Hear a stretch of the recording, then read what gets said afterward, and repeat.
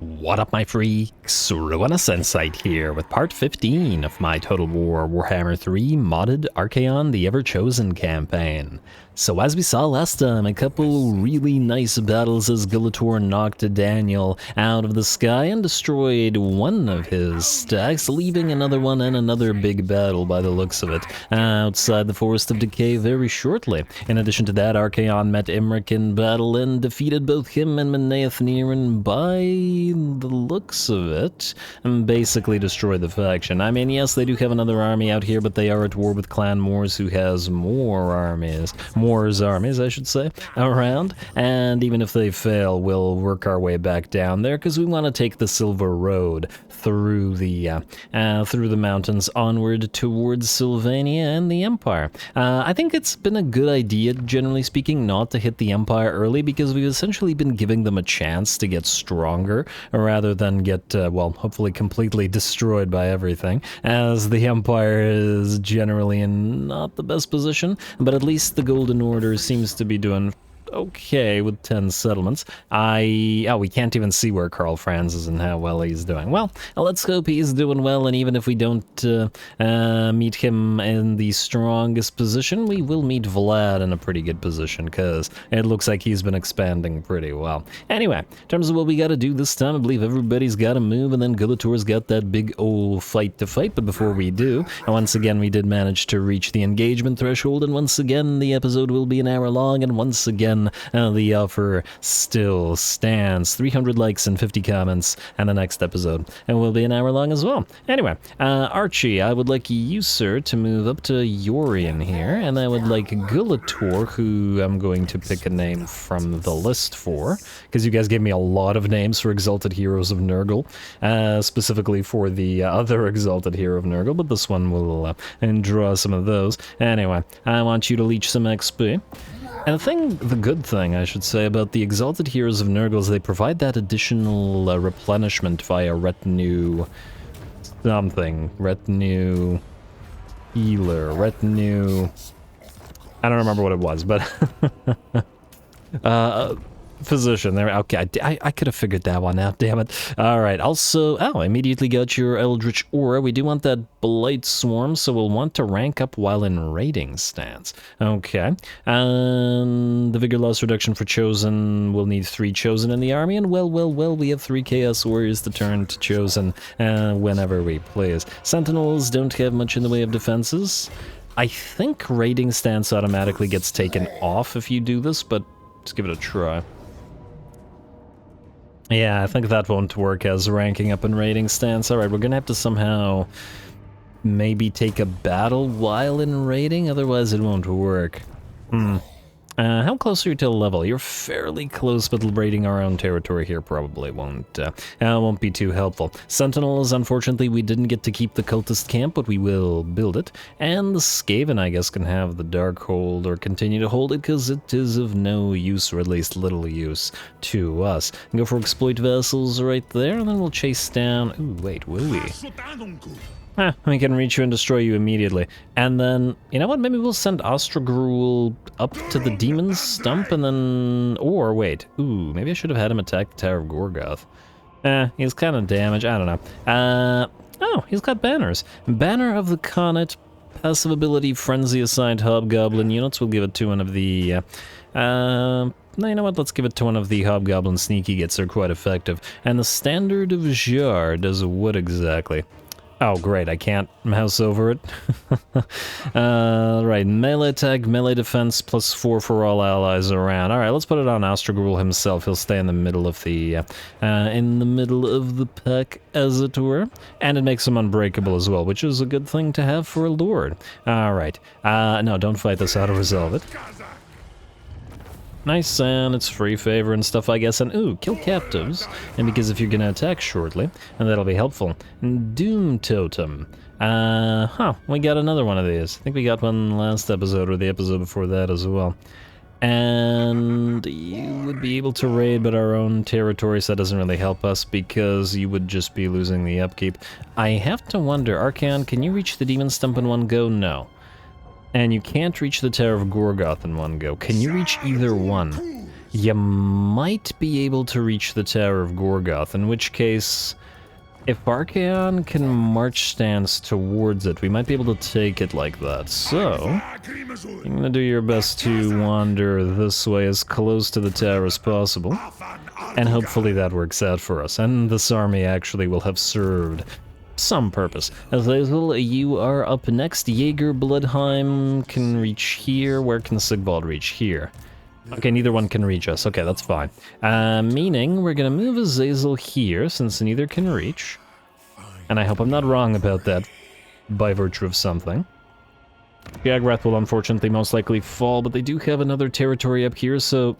Carl. I like it when it's just like a random simple name. Especially for the Chaos Forces, which you get a little bit more used to, like, not simple names. Anyway, you, sir, are going to get a Path of Glory of SLAANESH, and I guess we're gonna go for Chaos Sorcerer of SLAANESH. I might do another Chaos Sorcerer later on, and do a SLAANESHi Sorcerer of Shadows, and put him in this army as well. Not 100% sure about the need for the Exalted Hero when we have Azazel himself, plus the non-Nurgle Exalted Heroes don't have that retinue physician thing that we like, but anyway, SLAANESH it up.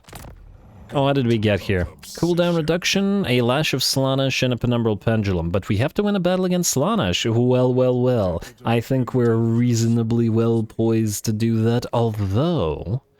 That's an interesting question. Does Sigvald actually count as SLAANESH? I don't think he does. I think Nikari counts as SLAANESH, and Sigvald might only count as Warriors of Chaos. Although it would be interesting to see. You can't get back into the army, but that's just fine, and as expected. And we'll level Azazel up just in case. Just in case he attacked, or he gets attacked. Single point in Voice of the Dark Gods? Not the worst pick. I still do want Supple and Spry. Ecstatic Adoration feels relatively useless. I mean, I guess we could get the second point in Serpent's Kiss as well. Let's go Voice of the Dark Gods first. Unfortunately, Azazel's going to be very hungry for points, which is why I'm thinking there's a decent likelihood we won't have the points required to get Slicing Shards and Phantasmagoria, which are both great spells, unless we want Hudakai here to cast those SLAANESHi spells for us. Anyway, that's you. Gulator, you're going to move last because we have a big ol' fight for you. Kolek, you're just going to continue on through these Skaven territories. Away you go, sir.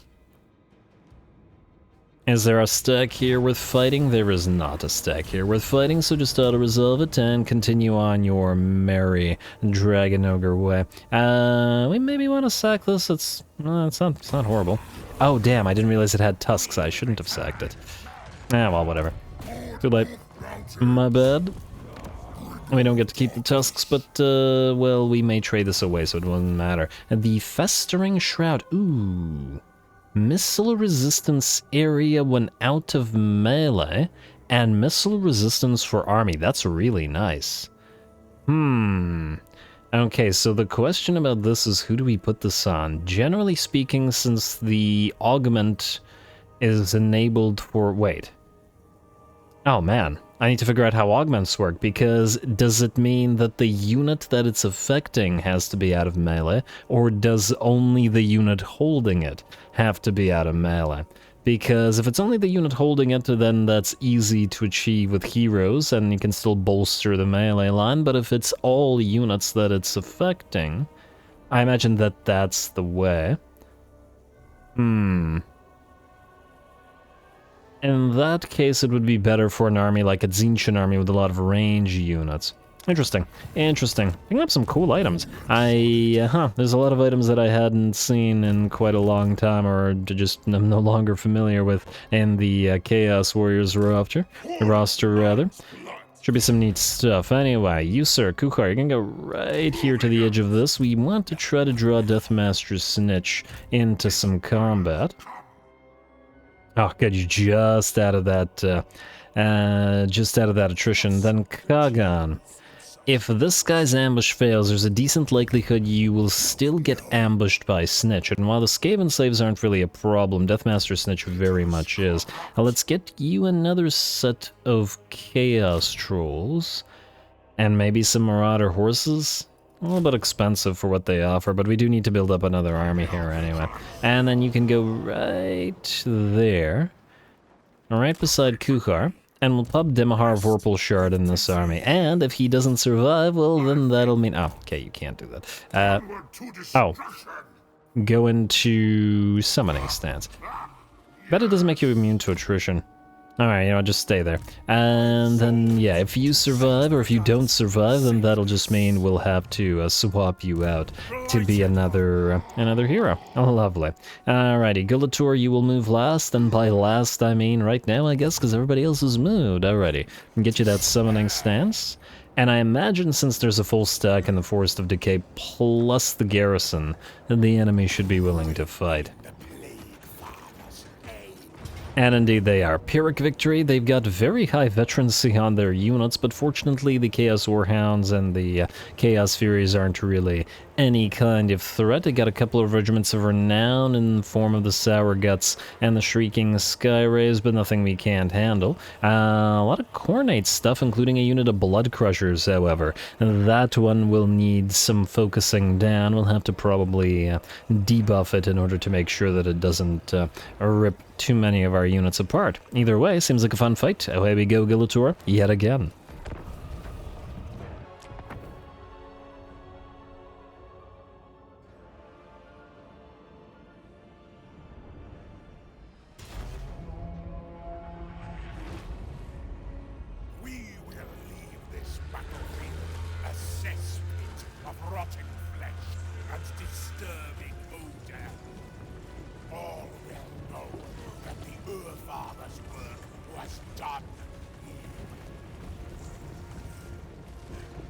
Alrighty, here we go, and hey, it's this map again. Definitely one of the coolest looking maps from a cinematic perspective. We got some damn solid atmosphere here, some ruins below us, a couple of chaos gates, lava flowing out all over the place. It's a good time, but anyway, here we go. The Legion of Chaos is...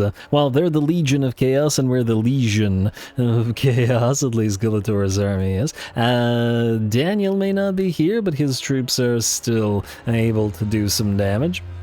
Though how much we'll have to see now. The enemy lord that we attacked is out here all by himself, and Gulator's two pet manticores are going to go ahead and rip him apart. Maybe our exalted hero will get here on time to lay into the enemy hero or lord or herald as well, or maybe not. And we're going to have to wait and see. Either way, the herald is not having a good time due to his relatively low mass, and the manticore is constantly jumping around and knocking him about. Oh, there we go. Looks like our hero does get here quite on time. Man, it's hard to keep the camera on the Lord. This must be so frustrating as well.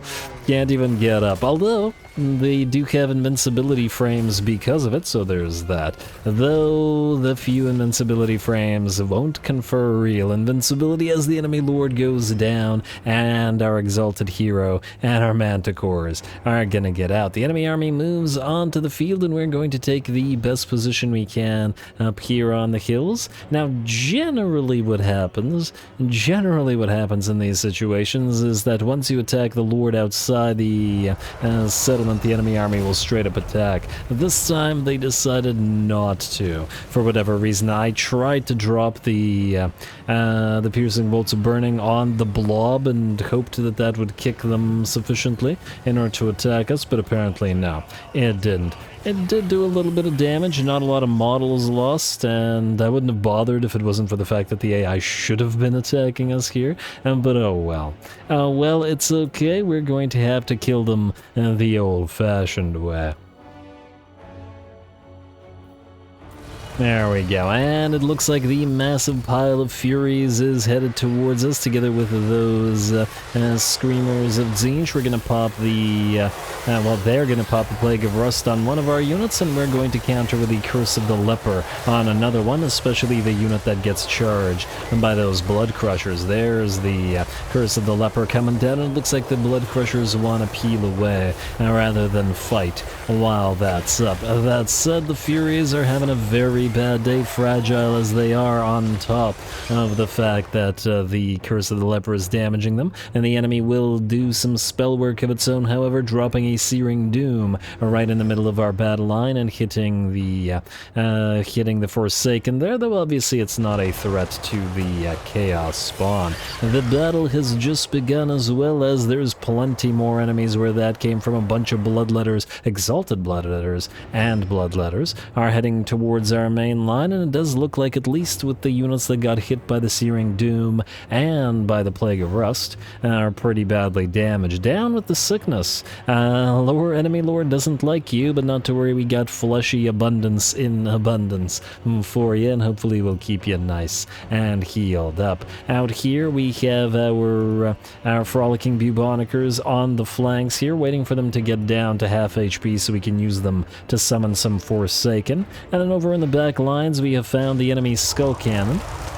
With all of our doggos. They're not anti-large like the Beastman's version of these doggos, but should still be plenty strong enough to corner and destroy all of these skull cannons, especially with so many doggos attacking them at the same time. There's the effect, so the Forsaken are in, and with the Forsaken in, we can hopefully use them to distract the enemy Blood Crushers. And while our Frolicking Bubonicers get out so that they don't get destroyed. Furias are popping off all over the place. We have a Gulator wading into the pile of enemy Exalted Bloodletters as well, and casting periodically to annoy them. And it's just a big old melee right now. Forsaken versus Bloodletters. In theory, this maybe should go to the enemy in terms of Exalted Bloodletters and Bloodletters versus piles of Forsaken. Generally speaking, just due to the armor-piercing damage that they deal, but we do have heals and we do have casting of Gulator.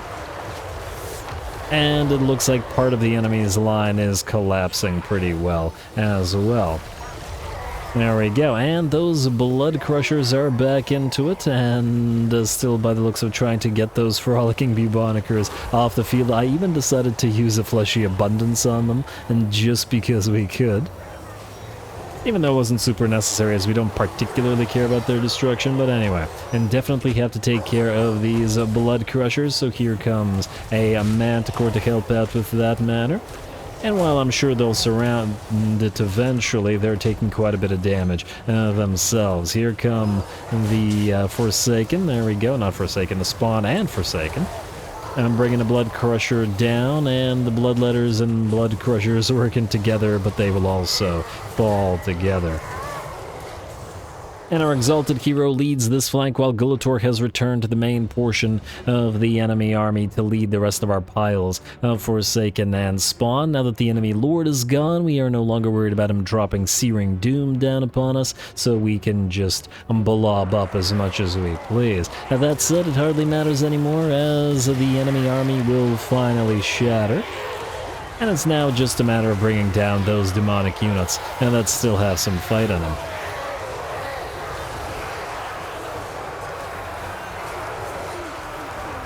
I like to imagine Gulator sort of forcing his Forsaken and Spawn to stand there and hear and listen to his poetry and pre-battle speeches. They're all, they're Forsaken, so their minds are shattered. They don't know what the heck is going on, or probably even understand them.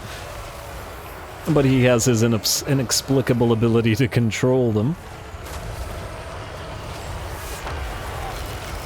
Has a good time, generally speaking. There we go. Still loving those War Shrine animations, but alas, we can love them no longer this battle, as the last of the enemy units will shatter and break, and the battle is ours. Or, I guess, get banished. Very nice. Very nice. Took a little bit of a while, and the AI behaved a little bit weirdly here, but barely lost any units to our spells, and ultimately gave us a pretty decent fight and a close victory, which is a relative rarity for Gulator.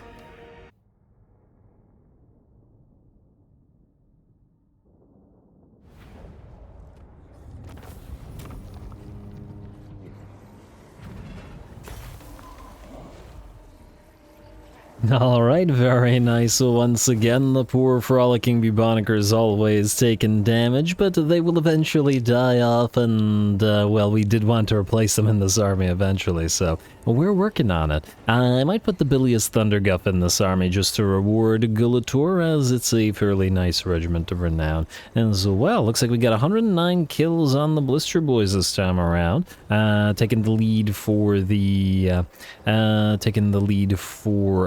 spawn of Nurgle, and then we got a near tie between these two, the Gurgling Gulatin and Unnamed, Forsaken? Yeah. Forsaken is the word. And not quite Spawn. Kill the captives, we'll still have to auto-resolve the Forest of Decay, path to glory for Gulator? I thought he was done. Oh wow, he's nowhere near done. Oh, it's the Marks of Chaos that got unlocked. There's probably no likelihood of us winning a battle against Nurgle, because there isn't really one that's near to Gulator, unfortunately. We do have the option to ascend him to Demon Princehood, but, or to Demonhood, rather.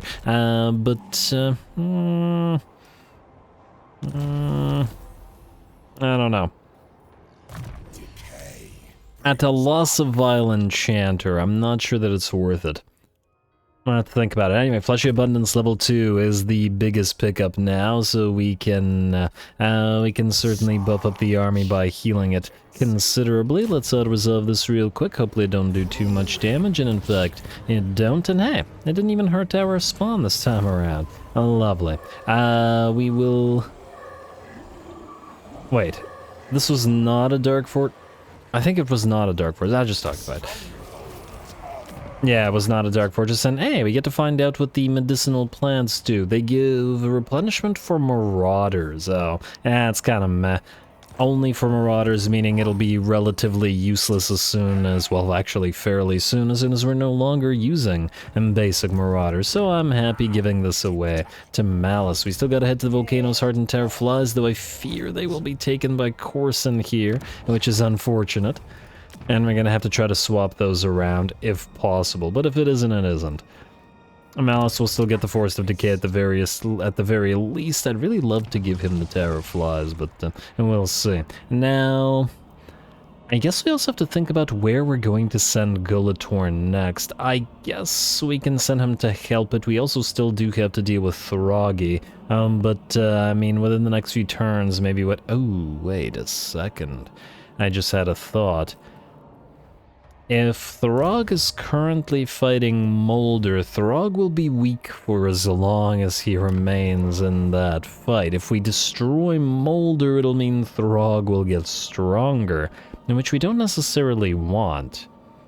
Alright, you know what? I think now is going to be the decent time. He doesn't want to become our vassal, and he must serve, so we're going to break our defensive alliance and all of our alliances with him. Alright, goodbye to that, and... why?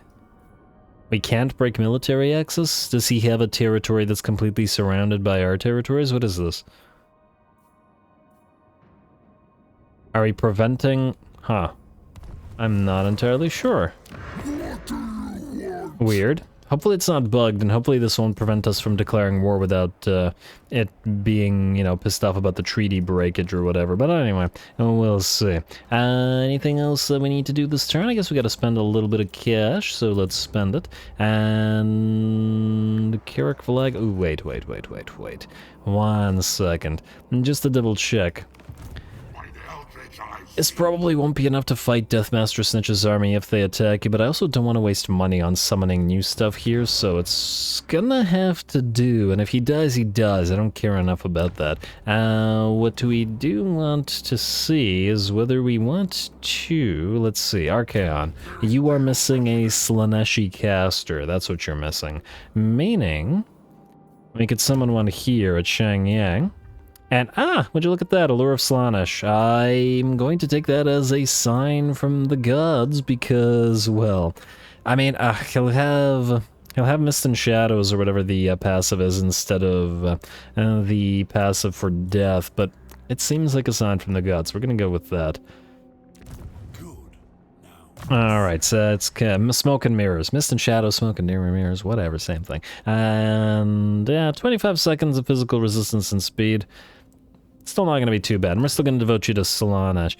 Oh yeah, Blissful Rapture on you. Would be nice if you actually got to keep that, but we'll have to wait and see. Another thing I would like, though, is to get a Lord of Tzeentch up here. There's a... Press Collar of Corn. That would be nice. Do we have a... Aha! A Third Eye of Tzeentch. Yes, we're gonna get you on the field as well, sir. And you are going to take those Flamers from Azazel, and you are also going to get a bunch of the pink horrors, and we can put maybe the Seeker Chariots and Demon Nuts in Azazel's army, we'll see.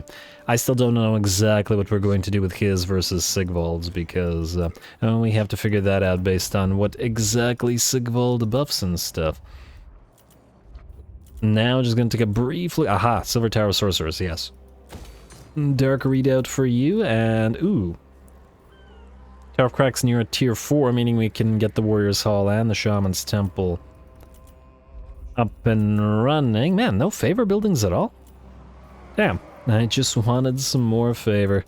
To be a worshipper of chaos. Alright, well, that's about it. Unassigned skill points, damage buildings, path to glory, commandment we'll take. And go for exploit. Ooh. Kind of negative here. What's the problem? Provincial instability. Oh, yeah, all the sacking that we tend to do.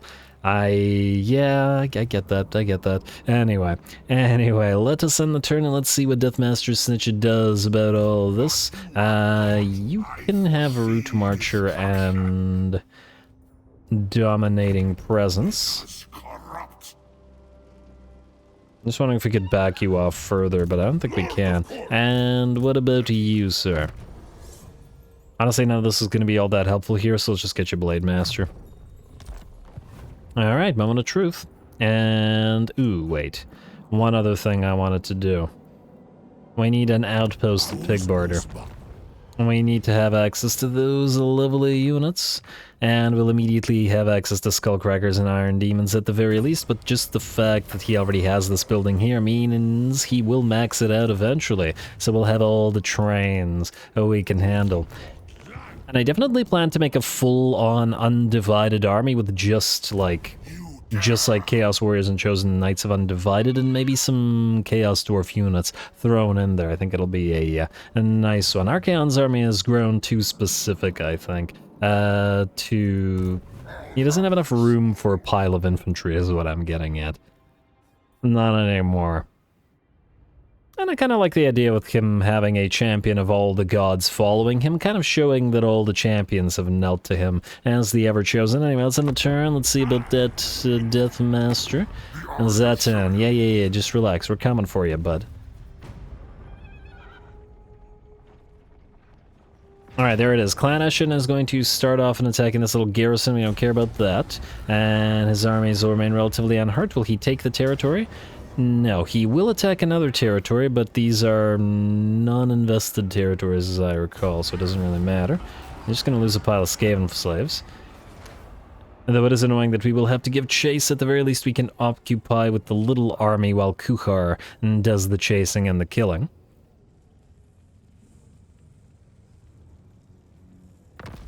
Yeah. And maybe I should have transferred these territories, but then again, we didn't have anybody to transfer them to. I guess we could have transferred them to Kugath all the way, but we don't want to transfer every single thing to Kugath, as that might be a little bit much. Sacrifice to Methan, settlement sacked and looted. Well, I don't really count these to be settlements, per se, but anyway. Wild hunt ceases. Well, we prefer the blood hunt anyway. You, Kagan. You cannot reach Deathmaster Snitch. Aha, but you can, Snitchy. You are done for. I don't know if your other army is there, but I guess it won't matter all that much. In fact, you have basically nothing in your army anyway. At least we won't have to chase him long. I do imagine that these guys still have their little army at Nan Li, but, well. I should be able to destroy them, and the faction is pretty much done. Alright, go. And auto-resolve this. Oh, this is going to hurt our poor doggos, but that's not worth fighting for obvious reasons. And I'm not actually sure that it did hurt the doggos. It did seem to hurt the infantry, but whatever. Alright. And forward you go. You can't reach Nanli yet, but you can do so next turn. Kagan, make sure you're still near to Kuchar in case you get attacked. Kuchar, you just got your Juggernaut. Do you want to keep the Juggernaut is the question. The Chaos Steed offers significantly more speed. So you get less HP and you get more speed and a little bit more melee attack, whereas on the Juggernaut you hit a little bit harder. You actually lose a little bit of a charge bonus when you switch back to the Steed, a little bit more melee defense. I don't know, try it out on the Juggernaut for a little bit, but I'll see. I like the idea of him being able to keep up with his, bloodhounds, as it were. On which he would obviously be doing a little bit better if he was, Yeah, we want them to keep Kunlun. If he was on the Steed, you cannot, unfortunately... What's the likelihood that there's no actual settlement here? Wait. I need to check how many settlements they have now. Peace treaty, Clan-Eshin. How's that vassalage looking? No dice? Alright, fine. City of Shugingen and Nanli, meaning they have 3 settlements remaining. Because it's not counting Kunlun. Alright, fine. I'm back here. Alright, lost my place there for a second. So you're still gonna have to take City of Shugingen, so you're gonna move there, and then hopefully this guy won't have raised an army at Nanli by then, and started reclaiming these.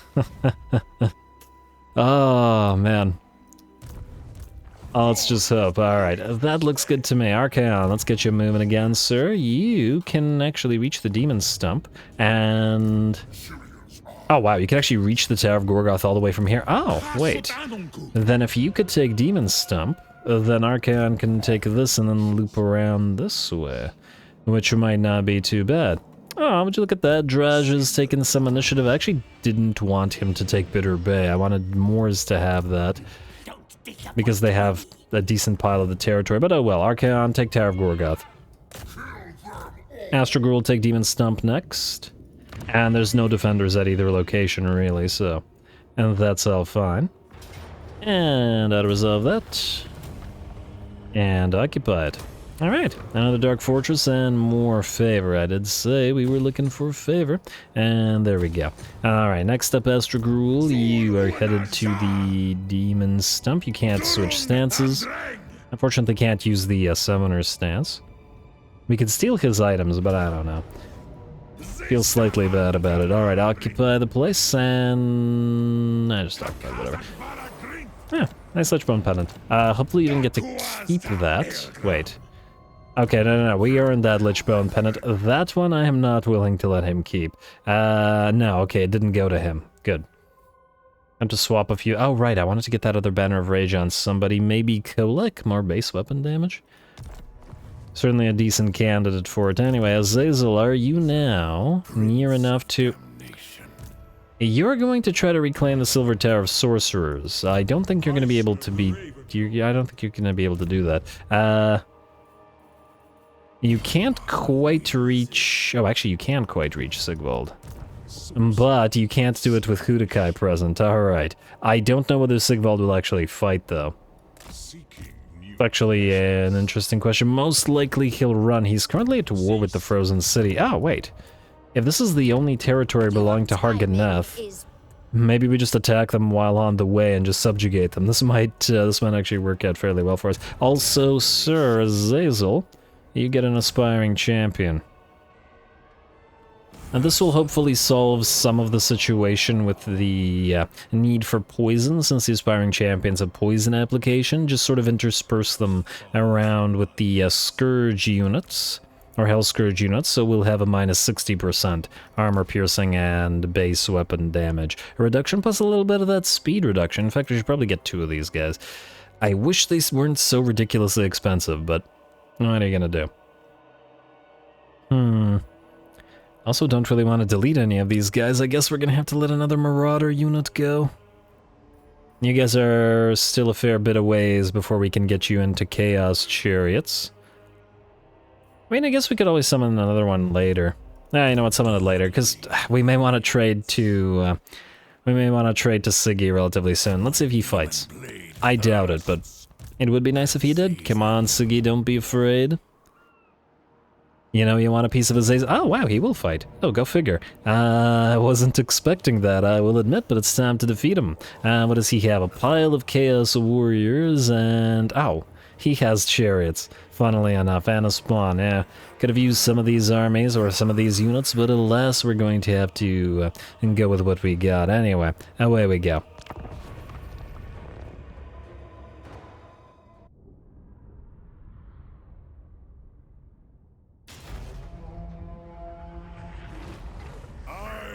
Mortal once, lost like you.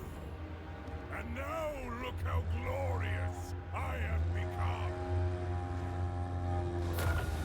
become. Oh wow, wait, did they try to fire those blue fires at Azazel? Or yeah, I think they did, and every single one seems to have missed. He kind of just flew right through them. Maybe the enemy hero and the enemy sorcerer was not expecting it. Anyway, I wonder whether that line from Azazel is unique to him meeting Sigvald on the field, I was once mortal like you thing. Or whether he says it to others. I gotta pay attention to what he says to other lords and heroes. I wouldn't... Oh wow, the disc disappeared. Okay, there it's back. I wouldn't imagine he says that to like Valkyr or something like that. But anyway, we're gonna start the battle off with a little bit of aerial acrobatics as the Chaos Sorcerer of Tzeentch does need to go down lest he do damage with his pink fires and to a lesser degree blue fires to our piles of marauders. Sigvald will work his way towards our battle lines and will go for our exalted hero, who will hopefully distract him long enough for Azazel to bring down the sorcerer and then get him back into the action for a fight with Azazel. Some trolls have made it to our battle lines, though they have taken quite a bit of damage to the warp fires of our flamers of Tzeentch, and by the looks of it are going to book it on out of there, allowing us to switch the flames instead to the Chaos Warriors as they approach. Very nice, very nice. And even though this is a SLAANESH on SLAANESH sort of battle, most of the enemy army is made up of non-SLAANEShy Chaos Warriors. So it's still a different enough looking battle for our purposes.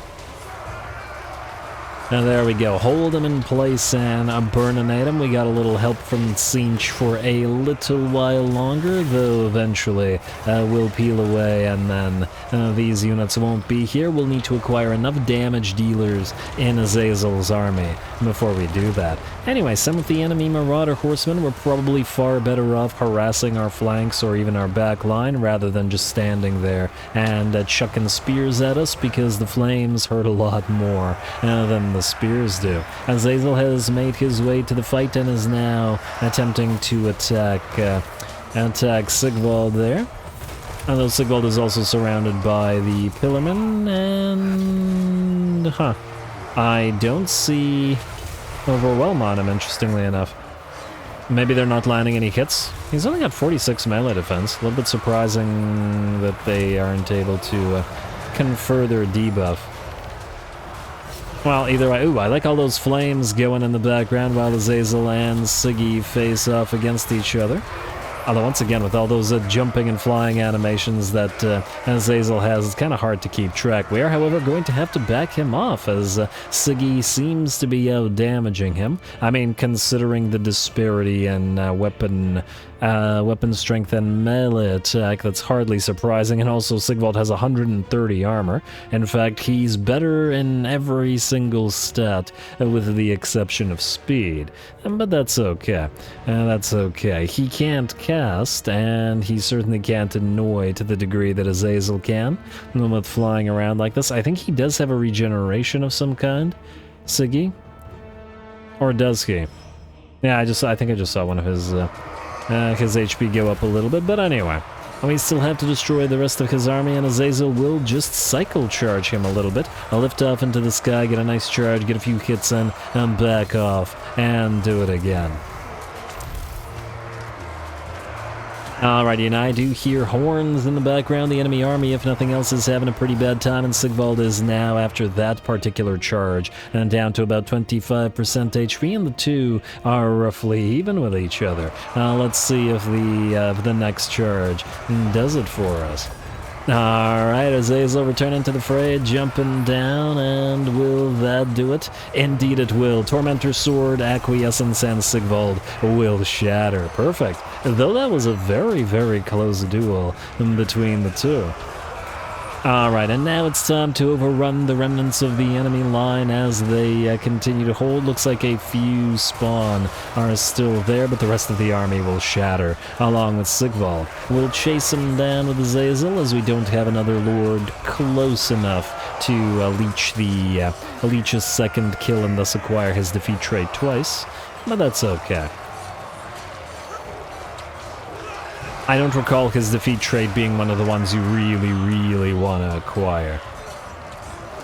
Alright, and yeah, those spawn of SLAANESH still holding, and I guess against the Hellscourge is a fairly decent unit to hold, though a lot of our units seem to be having a little bit of trouble actually attacking them.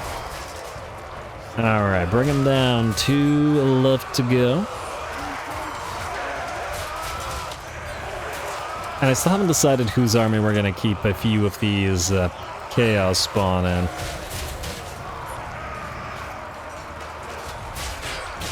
Ooh, I think the outpost that will enable us to... Wait, I think we went for the level 2 outpost with the Exquisite Pain, or whatever the SLAANESH faction that we have as one of our minions is.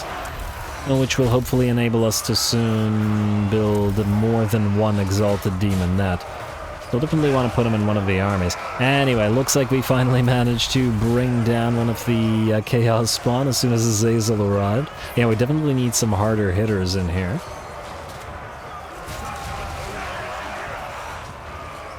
Alright, well, the aspiring champions probably could have done it, but, you know, we need them to actually get close to the enemy. And there we go, Azazel brings down the last unit, and now the battle is well and truly ours. Well done. Well done, though it was a little bit tougher than I would perhaps like. Once again, we need this army to get some more elite units in order to be able to function on its own against more elite enemy armies, especially if we're to encounter Valkia and Be'lakor and possibly Alethanar and Malekith, depending on who we send where. But anyway.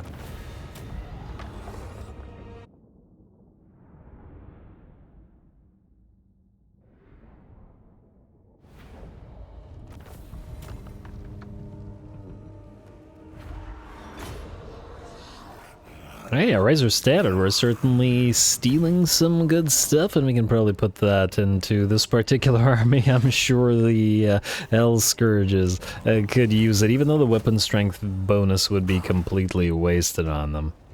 I'll think about it. Anyway, even though Azazel did manage to win against Sigvald, it was a hard-fought fight. He certainly had to work for it there, though to be fair, Azazel doesn't have his sword, and Siggy does have both, or did have both of his weapons, so he had a little bit of an advantage in that regard. We are going to take the money, because we always need money, even though we can enslave captives up to about full HP. Our army isn't damaged enough for us to be super concerned about it, and it sounds like it would heal Azazel anyway, which would be the main issue here. By the looks of it, Mr. Hordred Spawn Seeker. Ooh, income from buildings, who cares? Mr. Hordred Spawn Seeker, I feel like he's going to attack the Frozen City. Might not be the worst time to declare war on Valkia at the same time. Anyway, occupy this right here, Wulfric, Karand Kar, please. And... wait, how many territories do you have left? Okay, he has 3. So he has Nagrar, he has Karand Kar, and he has Harganeth, I guess. Meaning we'll need to push all the way towards Harganeth. Maybe we'll actually want to hold off on Valkia then until we take Harganeth and then move up northward to take out Be'lakor. And that'll be a toughie. We'll probably need a little backup army for that. In fact, you start moving this way. What's the likelihood that he can take the Silver Tower? I'm gonna say low, or at least I'm gonna hope low. Hopefully he doesn't loop around and go for Blood Mountain. What the heck are you doing? You've been told to go after this guy, so you move down here? Stop that. Maybe he's trying to grab Shagrath? It's a possibility. Actually, would like to give it back to these guys, but, well, we'll have to see. Anyway, enemy killed in battle. There's that Razor standard. Let's see who else needs to move. Gulator, and you can go once again, and you're sieging this, huh? Alright, well, keep sieging it, and we're just so close to being able to reach Volcano's Heart. Alright, we'll have to pick one, basically, next turn. And it's very unlikely that we'll be able to reach both. Just out of curiosity, are you going to vassalize now? Still no. He'd rather die. He would rather die. Well, good for him. I can respect that. Terror Flies, you will... Oh, maybe you won't be able to take that. It is reasonably well defended, so maybe we'll focus on Volcano's Heart? Maybe taking Terror Flies is more important, though. So that Malice at least has a full territory where our corruption isn't screwing him over. Because at the Blighted Grove, I fear Rebellion will destroy it eventually because of the max chaos corruption. But anyway, Charon the Black, who are you again? Oh right, you are going to Archaon's army. It's gonna take you a while to get there, but I'm sure you'll be okay. And I believe that's it, minus the money that we need to spend. Ah, what you doing here, buddy? How many more turns? 6 more turns until it stops being counted as treachery. We'll need to move Kolek or somebody back down there ASAP, but fortunately Kolek is nearly done with these guys, and Kuchar can handle Village. In fact, Kolek finishing off the western provinces would probably allow him to then start moving back up and northward through the territories of the Blessed Dread. While Kuchar peels away and moves southward, then they can both meet in the middle here and then go to different locations via the Sea Lands. One of them will probably go to Lustria. I think perhaps we send the other one to get to the Southern Chaos Wastes. And we'll need to vassalize them as well. Vassalize Big Bird, I mean, but anyway. That'll be a fair distance, a fair amount of time from now. Anyway, let's build stuff up. Ooh, Tower of Crack, okay. Most important stuff, Treasure House. Man, I wish it weren't so ludicrously expensive. Let's do the Shaman's Temple and let's do the Warrior's Hall. My Kingdom for another materials at sea. We can also get the Shifting Emanations Demonic Portal up and running now, should we desire it, but it doesn't really do too much for us. I mean, defensive supplies plus 50 faction-wide. I do like the Winds of Magic Power Reserve capacity, though. Could be something we want to build everywhere. Just out of curiosity, what do you have nearby? You'll have this territory, oh, you actually, wait. Or do you? I think it only counts Zoishenk as actually being nearby, so technically Castle Alexandrina probably won't get any benefit out of the Vassal Emissary. Meaning we're more likely than not better off getting Thralls. Also, you're reasonably well defended at tier 4. And we can get up to this, but I think it's a little bit too expensive for now. Let's go for the basic favor buildings everywhere we can first, otherwise we won't have enough cash. Plus we'll need to save cash for additional armies. We are starting to build our Tzeentch army up after all. And we damn well will want to be able to afford enough units to actually use said army. Amble Peak, you're going to Kugath. In fact, I can trade you right now before I forget. And Kugath's too poor. Alright, we'll wait. We'll still trade you Amble Peak, but we'll do so when you have enough money to actually offer us something. And I believe that's the end of another turn, and looks like a tech will be completed as well. Commandment available as well. Exploit vassals, as we have a tendency to do, and we could probably give the Demon Stump immediately to... we'll do it next turn. I want Astrogul to heal up a little bit. And then we'll have to figure out where we send him. I guess we can send him around with Archaon. Rictus only has 3 territories, right? So we could easily take all 3. Ooh. He has iron and marble? I'm not so sure, Rictus. Okay, maybe Tretch dies. I mean, we don't have to have every single iron, but iron is one of the better ones. It's the armor for Chaos Warriors, right? Yeah. I'll think about it. We might just kill Rictus. Outpost upgrade, and that's it, end turn. Legion of Chaos, you want peace now, do ya? Counter offer? No, still not gonna become our vassal, eh? Fair enough, fair enough. I do wonder whether Imric will be able to recover to get on field one last time as Archaon destroys his faction, but we'll have to see. Although we may actually want to prioritize going down to Imric rather than wasting like 5 turns dealing with Rictus. World Walkers mobilizes, great for World Walkers. Settlement receives plague, ally occupies settlement? Oh no, that's this, isn't it?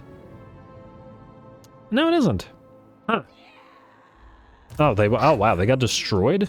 Huh, sucks to be them. Then which settlement did ally occupy? Ah, Wolfric, you're doing good work. Good job, buddy. I am actually inclined to say you should take Nagrar. Go occupy that. Or wait. On the other hand, if we vassalize Harganeth, Nagrar would be a good territory for it. You know what? Cancel that. And just sit around, sort of. Clear target, there you go. Gotta be careful about wasting his allegiance like that, though. And what do we have here? A bunch of chaos territories. Oh, you know what? Go occupy this. Might as well start making new Norska here in Nagaron. Most likely this will mean we'll get you into a war with the Lethanar, but I don't see the issue. Demahar Plagueis needs to be destroyed. Let's go into summoning and destroy him. And we'll actually get a little bit of auto-resolve help from Harganeth. Oh. We were gonna get a little bit of Harganeth help. I wonder, if we go here, will we still be able to reach Harganeth itself? Flee, while you still have the legs to do so. Hellebron, I love you, but relax. Yeah, fine, go for it. Alright, auto-resolve this. I was gonna say, it would be nice if these guys got damaged, and damn, they have a lot of good defenders. A Black Dragon, a War Hydra, Cold One, Dread Knights, Executioners. I feel like we may need to heal here. Are we able to... Path to Glory, enemy killed in battle, that's all fine. Are we able to besiege it? Oh, wait, what? Oh, okay, we still have to head to Harganeth itself. I wish they didn't have a Dark Fortress here. I also don't remember whether Harganeth itself is a Dark Fortress. But it would be nice to have another Dark Elf army. Also, Hudakai, you need to enter this army. Wait, how what's the best way to do this? What do you seek? On the one hand, we want the Dark Fortress. You know what? I'm gonna table that for now. Let's keep moving everybody else around, because either way, we wouldn't attack it immediately. We would besiege it. And wait, Archaon looks like you can't reach any of Rictus's territories immediately, so I think we're going southward. Now let's deal with this so that they don't take territories that we've already taken back. Astragul, you may be somewhat helpful here in preventing Archaon from needing to waste another turn, so let's move you down here. Gotta make sure that we don't screw Astragoth over. I really hope that we manage to get him a tower so that he can actually do something. Gulator, you are going to take Tower of Flies as the priority. And then go to Volcano's Heart, if in fact you can reach it, which I'm not entirely sure about. Auto-resolve. And occupy. No, don't bother gifting it to Vassal. There we go. Student. Ranked up on the same turn as researching a technology, but we're not researching a technology. Oh, are you telling me that Chaos is the same thing that the Dwarfs and the Empire does, but the description is wrong? Oh my. Oh, I should... Okay, we're gonna test this out. We'll do the research after we're done here. See if we can't get any more students, although you also should probably pick said student up, which you did. Good job. Alrighty, let's keep on going. Kolek, you're gonna real quick take the city of Shogungan. And then on to Kunlun, hopefully before they revive. Occupy. And our pet rat is nearly ours. Just gotta... Yeah, we'll go to Weijin as well. Where are you going? Vermich. Let me just see here. You have 2 territories now. Still won't become our vassal yet. Alright, not to worry. Kagan, can you take Nanli? Yes, he can. Good. Take Nanli. And at least this way Kuchar won't have to waste his time. Retake Nanli. Yeah, we got another student. Oh, wow, really? So this is lying. It's lying. We need to rank up on the same turn as not researching a technology, just like Empire and Dwarfs. Ha, go figure. Okay, well, we could have had a lot more faster tech if I had known that from the start. Damn. Game. Damn. Alright, well, you cannot reach Mr. Vermich here, but we can more or less ignore him. Hopefully he doesn't go for... he might not be able to. We'll still move our way sort of to Kunlun, because if we can take Kunlun with Kolek, we can hit Mingzhu and Po Mei and Wei Jin at roughly the same time with these guys, and then maybe even break through Dragon Gate with Kuchar. And then quickly on to the, onto the forces of Village. He has 5 territories, should make it only the Red Fortress after these 4 fall, so it would be a really quick confed. We might even see it next episode if possible. Anyway, chase after Vermich. At least this way he might, in trying to escape you, not bother attacking any of these places. Alright, stay there, sir. Alright, Jaeger, who are you and where are you? Oh, right, you are this fella. Man, I am still not sure. Do we vassalize the Harganeth at the cost of a Dark Fortress? The thing is, Dark Elves are pretty good vassals. They generally generate quite a lot of cash, or at least, that's what I got from my Valkia campaign. I mean, we could potentially sacrifice 1 Dark Fortress to have another Dark Elf, Dark Elf minion. We don't know whether we'd be able to keep Nagaron and stuff as well. Only 1. What is your dark purpose? I'm gonna continue thinking about it, because we will either way... Ah, where are you going now?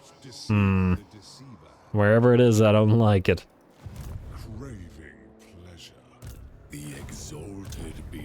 Alright, let's move everybody else around. Everybody that's left, anyway. While I vacillate and attempt to make this most difficult of decisions.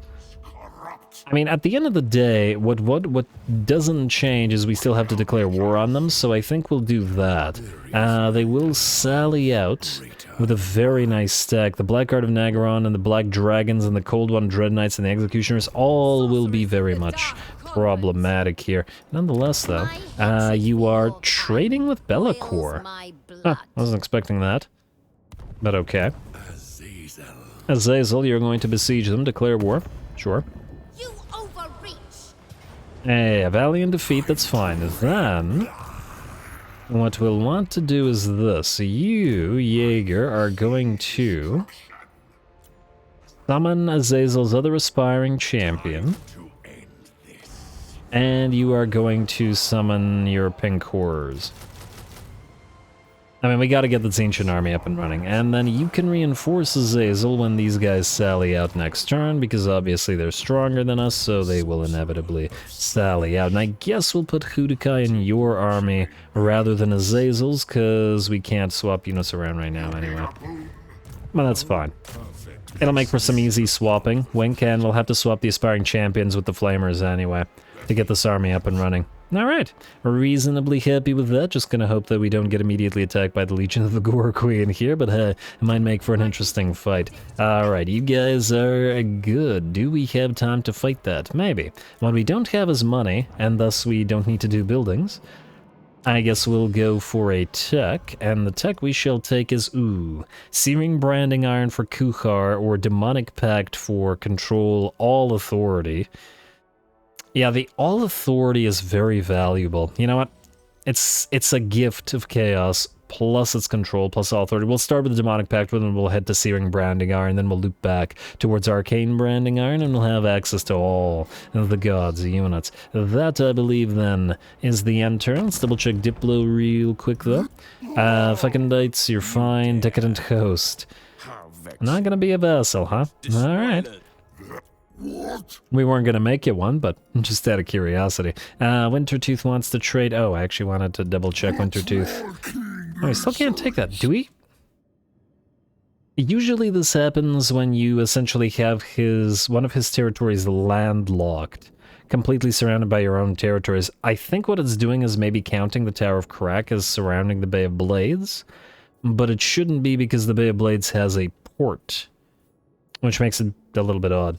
And yeah, okay, it doesn't change matters anyway. Warhost of Jar, Shadow Legion. Wait, we're not trading with Legion of Asgore? You call yourself a vassal? You should really just get... Trade should be an automatic portion of the vassalage agreement. Like, if you should be able to force them into the trade agreement, right? Path to Glory available, Commandment available, that one we will take a look at, get that exploit vassals.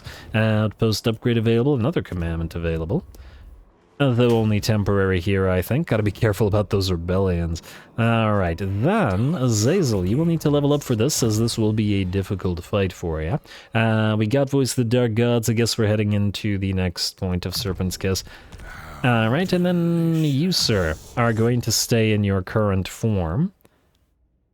You're an exalted hero of just regular chaos. They will see beauty. I do like that Eldritch Aura. Might swap you into Sigvald's army later on, but I'll think about it. I'm tempted by Chaos Commander, in fact, very tempted by Chaos Commander. But also very tempted by Chaos Strategist. Every time, it's always this decision. So the SLAANESH armies won't recover nearly as easily as Nurgle armies will recover due to their lack of, well, various means of casualty replenishment. But on the other hand, this is only 5. Deadly Blade it is.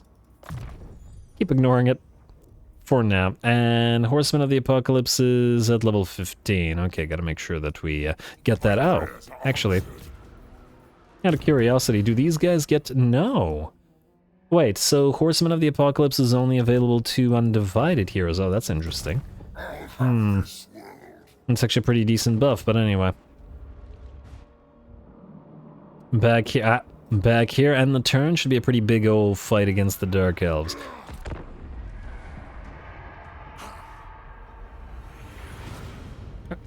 I forgot to level Jaeger, but that's okay. Pyrrhic Victory, Azazel is hurt, so we'll have to watch out for that. There is an enemy...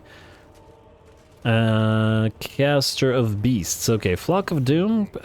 Yeah, okay, that'll be threatening to our Marauders. We'll have to try to keep the Pink Horrors alive through the charges from those Cold One Dread Knights, as that'll be a problem as well. Nonetheless, I think a fun fight. Ooh, they have Shadows of Anlek as well. Gotta watch out for that through the blob of Marauders. Go.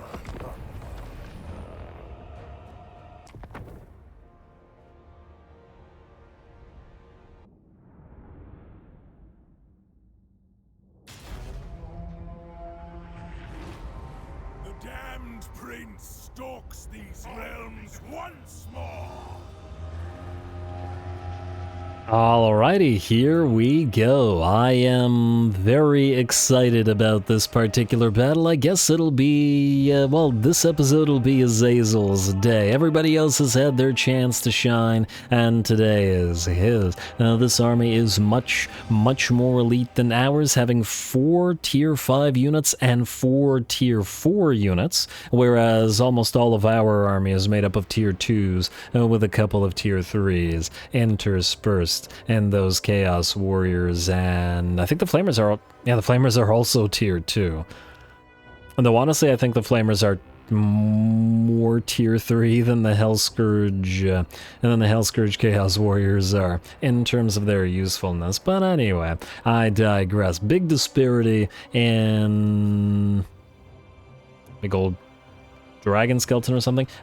Big disparity in a unit quality, so we'll see. Our aspiring champions are going to have to pull off a lot of work as the only high tier unit that we have. Anyway, looks like we're going to try to peel away one of the units of enemy Cold One Dread Knights here. They are taking very little damage to the Marauders, or Marauder Horsemen of SLAANESH, annoying them with their javelins, even with the javelins generally targeting single units.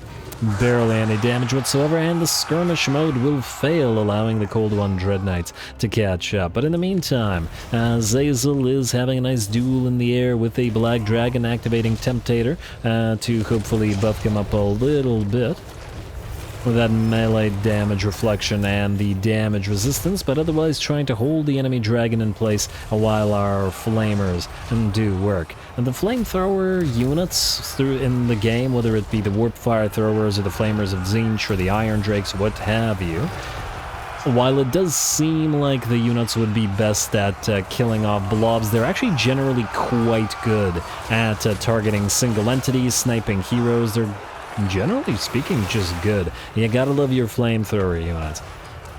And while I'm sure an Exalted Flamer might be a little bit more effective against the Black Dragon, these were plenty, especially with Azazel helping him out. Anyway, Azazel's gonna chase down the dragon, but the battle is well and truly engaged now as the Black Guard of Naggarot and Executioners alike head into the fray against our aspiring champions, who will lead the Chaos Warriors with Hell Scourges and trying to hold back this blob. It's going to be a heck of a melee. In the meantime, over on this side, we got a little bit of distraction action going as our reinforcing army has arrived. Cold One Dread Knights and Cold One Knights alike are going to try to go after our Pink Horrors and the second unit of Aspiring Champions and our new Chaos Sorcerer. Our Sibilant Slaughtercade is riding around in the background trying to annoy one of their Dark Shards and whatever other units the enemy has brought that they can reach. And we got a couple of units of Marauders of SLAANESH with Hell Scourges in reserve. I was going to move them around like this, but then I realized you couldn't pass through. You'd have to go all the way around, and that was too much, so... And they're going to loop around. We've also been waiting to drop our Piercing Bolts of Burning, and the enemy has fortunately blobbed up a decent pile of Black Guard of Naggarot and Executioners. And by the looks of it, that at least did decent damage, but half HP is nowhere near enough to bring these elites down. Still plenty of fight left in him. Here comes the Lash of SLAANESH from Azazel, who's flying around in the background, and our Exalted Hero will try to lead his aspiring champions to hold, to get the fucking textures, man. To hold the line against the Black Guard and the Executioners. We could really use some Heartseekers or something here to be able to dish out massive damage, or even some Knights of Zange, something. Anyway, on the bright side, enemy units that run and enemy range units are going to get absolutely annihilated by the Flamers of Tzeentch, who have managed to peel away around the enemy blob of elites and are now just burninating as they please. Man, we've been getting so much value out of these units, and it's certainly a showing of why it's good to make armies periodically that have multiple unit types. Azazel's won't be, but we'll have a few undivided armies running around and combining units, and generally speaking. Anyway, one of our Pink Horrors over on this side, through its charge from the Cold One Dread Knights, is unstable, and the Hydra is nearly made. Another unit of Pink Horrors unstable, but fortunately we're relatively close to the edge of the map, and we're going to make use of that to get those Pink Horrors off field and thus surviving. Hopefully we'll be able to prevent every single one of them, as in every single unit, not every single model, because that ain't going to happen, from surviving. And on the bright side, even while they are dying, they are still distracting a tier 5 unit here, which is pretty worthwhile. If you're using a tier 2 unit to distract a tier 5 unit for quite a significant amount of time, I'd say that's a pretty good trade. Anyway, Azazel continues to fight, going after the enemy Sorceress right now, though it looks like he has been surrounded by a pile of enemy Bleak Swords and Dread Spears. Okay, it's just Dread Spears, and it'll peel away with the Sibilant Slaughtercade charging through them and on towards the enemy Dark Shards. We got the Everchosen's Will and the other unit of Flamers moving into position once more, where they will continue annoying the enemy with their flames. There we go. Sibilant Slaughtercade still doing their thing. Turn around, do it again. How we doing out here? Damn, the Cold One Dread Knights are still fighting. Now those tier 1 units, though, gonna send in our Exalted Hero to try to help out with them. We even sent our Forsaken and our Chaos Spawn to fight this particular unit, and even Azazel is going to join the fray as well. And this is what I was talking about. Sniping enemy lords. I believe the enemy sorcerers had about 50% HP remaining, but is going to have to walk into those blue fires of Tzeentch and will not be walking out. That particular Gift of Chaos really worked out well for us, and with the fall of the Sorceress, it looks like one of the units of Blackguard and another unit of Executioners will break, and so will the Death Hag as well. There is still another unit of Blackguard of Naggarond holding, but finally, it is time to overrun them. Though the corpses of the dead that litter the field are by far more so Marauders than they are the enemy elite. At the end of the day, a decent amount of the enemy army was still crisped up while the Blackguard and the Executioners were busy. And with that last unit of Blackguard having routed, the battle is ours. And we certainly took damage. Lots and lots of our Marauders are badly hurt. Azazel's down to 25% HP, and our hero almost at a bit of the dust as well. We are going to try to do our best to chase everything we can down, lest we no longer have the capability of auto-resolving, as we still want to be able to deal with the Frozen City. And not deal with it twice, I mean. Anyway, the rest of that, however, can be done off screen. Well done yet again to Azazel. It's been a great show for you, and we're definitely going to have to reward you with some nice stuff.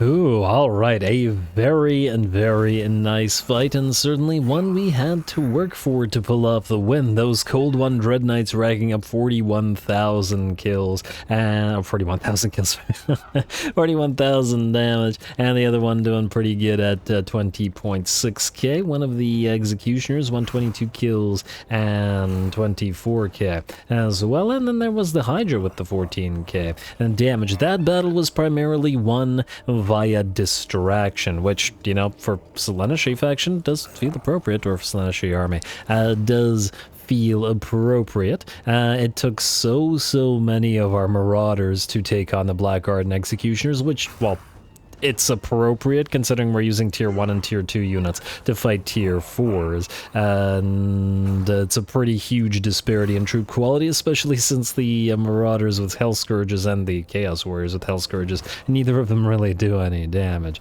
But nonetheless, managed to pull it off, so well done to Azazel's force. Once again, we have to credit the Flamers to at least some degree. The Sibilant Slaughtercade didn't do too bad as well, and getting nearly 11k damage. The Aspiring Champions were, I'm sure, fairly instrumental in holding off the Dark Elven elites, and surprisingly 12k damage on the Pillarmen, the Hell Scourges there, so good job to them. Though to be fair, some regular Marauders did nearly as well, so not sure whether that's a worthy of praise or worthy of an indictment. Anyway, sacrifice those captives, the turn should end, and we will take the Frozen City for ourselves with probably an auto-resolve. Skarsnik, you want peace? I mean, to be fair, we're probably not going to be dealing with you at the current time, and you will revive shortly. Yeah, I mean, we could peace out with him for 10 turns just for the free cash that he's willing to offer, and then redeclare war on him later on. Also got to remember that at turn 100, the Orcs will rise up, so we got to make sure we have somebody at Saber Mountain to deal with Grimgore's revival.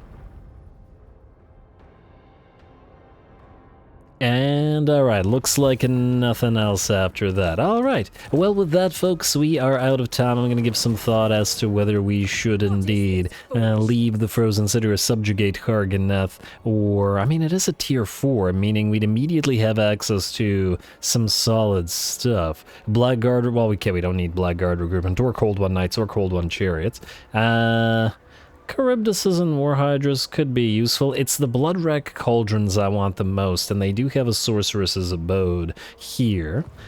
It'll probably be a long time until Malice can get the same thing up and running, and I don't know. As somebody pointed out in the comments, this also does feel fairly appropriate.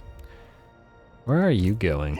Feels fairly appropriate for a SLAANESH army to use a few of the Dark Elven units as well. Once again, those Blood Rat Cauldrons / Medusa, quite useful. But I could be convinced not to vassalize them if anybody has any thoughts on that matter. Anyway, calling it here. Next time we finish off Sigvald on a good way and confederate him, and then start working on Be'lakor here, and hopefully we'll be able to get the a few more Tzeentch units up here so that we can have this army actually fight on its own relatively soon. But even if we don't, a village should be acquired relatively shortly as well as... Oh, you're going to try to take Wei Jin from us, huh? Oh wow, what the heck? Whoa, whoa, whoa, whoa, whoa, whoa, whoa. We actually have a landmark? I didn't even know we had landmarks. I think this is the only one we've seen so far. We don't even have a landmark at the plains of Zhenbai Jin, and if any place should have a landmark, it's probably Zhenbai Jin. But we have one in Cathay. That's kind of bizarre. Oh, we have one in Mordheim here. But an insignificant one, and I feel like this one... yeah. We don't have one at Drakenhof. I'm gonna take a look, another look around to see if there are other landmarks. We're like, oh, we have a drill here, don't we? That we could steal from Jarna Grund, but probably not worth the time, and I'd rather vassalize them, if possible, at some point to get access to their units, because they can build pretty much everything. And I do want fire glaives and a bunch of other stuff in here.